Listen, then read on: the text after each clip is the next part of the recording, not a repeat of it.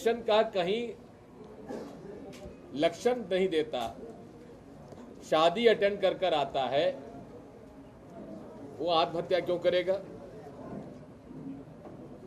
तथा कथित आत्महत्या संदिग्ध। उसके बाद लखनऊ के सीएमओ डॉक्टर आर्या की हत्या होती है, कोई कार्रवाई नहीं होती। 4 महीने बाद लखनऊ के सीएमओ डॉक्टर सिंह की हत्या होती है, कोई कार्रवाई नहीं है। इस प्रकार से जो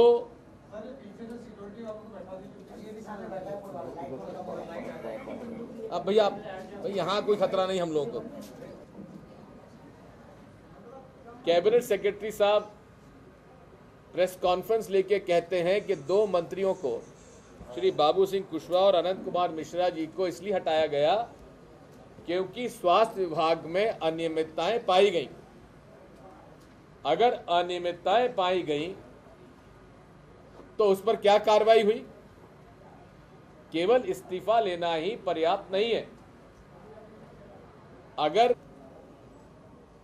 जिसके अंतर्गत Adarsh housing society, commonwealth games, 2G और जितने भ्रष्टाचार के प्रकरण सामने आ रहे हैं, ये राइट टू इंफॉर्मेशन जो सोनिया गांधी जी की पहल पर यूपीए सरकार ने दिया है, ये उसके कारण आए हैं। और केंद्र के कम्युनिकेशन मिनिस्टर, पूर्व कम्युनिकेशन मिनिस्टर, संचार मंत्री ए राजा जेल में है। केंद्र सरकार के दूरसंचार सचिव जेल में है। मंत्री जी के सचिव जेल में है।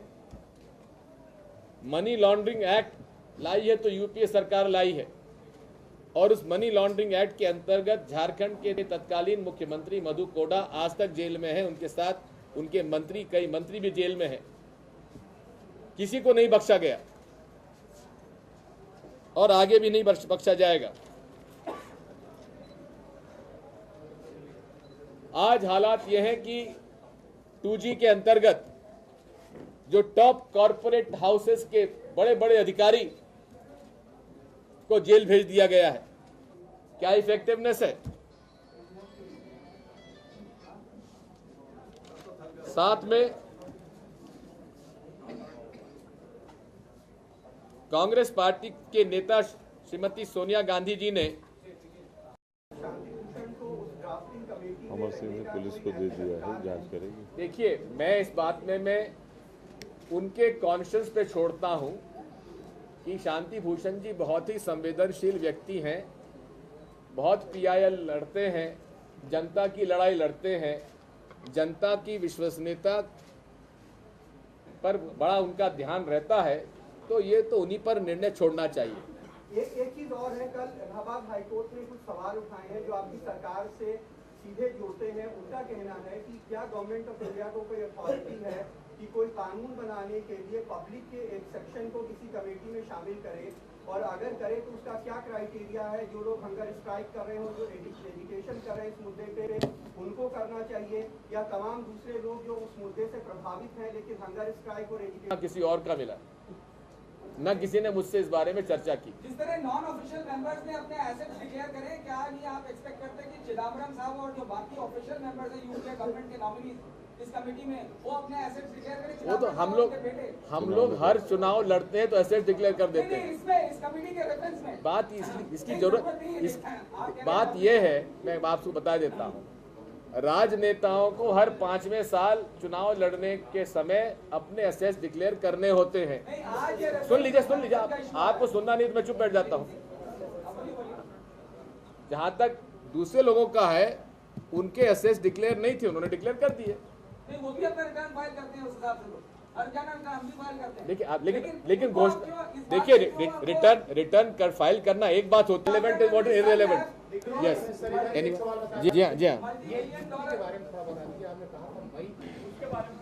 वेल, बीपीएल की सूची में वाकई डिस्क्रिपेंसीज हैं। हर राज्य सरकार को यह अधिकार है कि वो अपनी बीपीएल की सूची बनाए।